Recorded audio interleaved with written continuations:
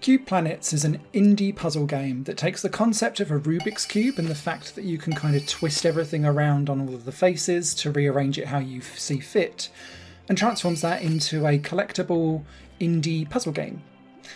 It's out tomorrow on PC, and there's a few other things kind of coming later down the line that I'll explain at the end of the video, but I had a great time playing with it, even though it is quite short and actually very simple and easy to get through. Cube Planets, though, on every level sees you crash land onto a planet, and they're all like Rubik's Cubes. So if you've never played with a Rubik's Cube before, you can twist all of the faces. So you can see it's a 3x3. You can kind of pull things towards you, away from you, rotate the faces around horizontally and vertically.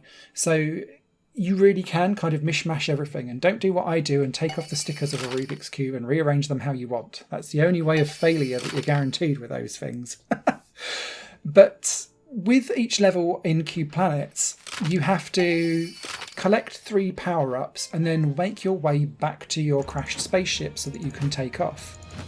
At the very early beginnings of this game, it's just simply rotating things around and building a path to where you need to go. And the beauty of it is that you can kind of go around each level in different ways, and there's lots of different solutions. Some are faster, some are slower, some are more efficient, and you kind of fall into 2 categories. You can either bring all of the power-ups and the ship to you, so that because you can only move around on the face of 3x3 that you're standing on. So you have to kind of bring everything to you so that you can move towards it. Or you can just flip yourself and you can go around the planet and kind of collect things as well. Different horses for courses, both solutions work. As you progress through the different levels, though, more and more different mechanics come into play. So in World 2, it's in an ice world, and so you can only walk across some of the things that are icy lakes once, and then they crack, and then you can't cross back. So you need to kind of arrange the blocks in a way that lets you have like a one passage path to wherever you're needing to go, and then you don't want to get stuck there, because then otherwise you'll need to restart the level. World 3 has a kind of controversial, for me personally, portal system that lets you walk into a portal and teleport to another face.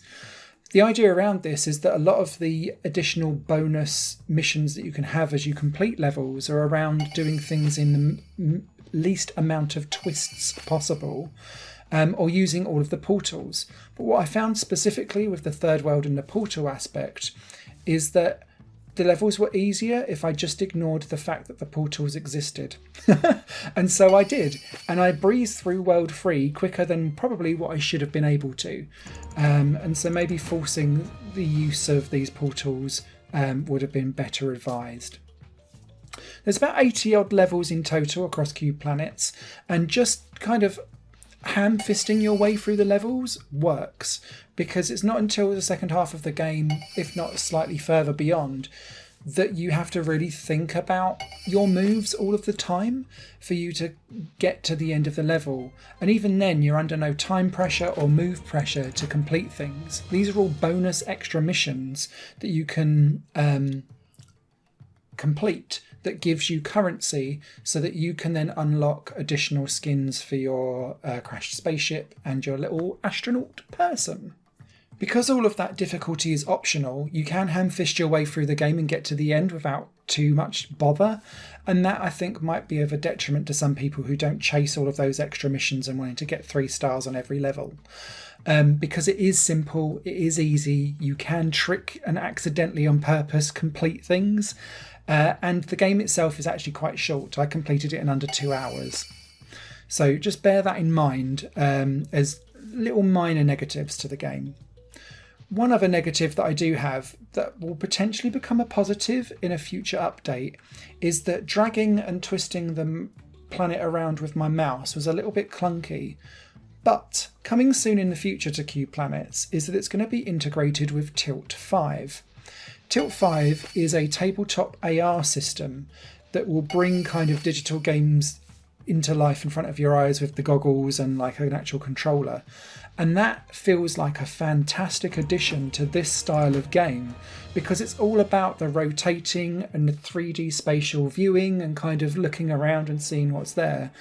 And it was a little bit clunky doing it with the mouse. It's not the most smoothest implemented experience, but seeing that work in AR and VR, actually, I think this game would go down well on, I think would be a real boon and a real unique selling point to this game that is basically Rubik's Cube styled puzzle games in VR, AR, in front of your eyes to malleably turn and twist and do all the things you want to with.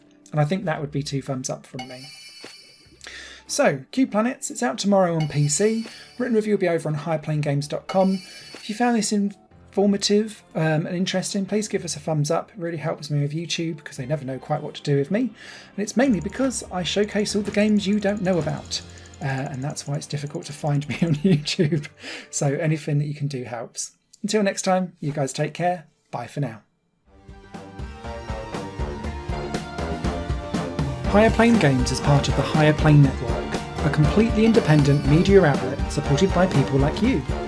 The goal is to create the best possible content that cultivates a richer indie scene for games as well as music and entertainment.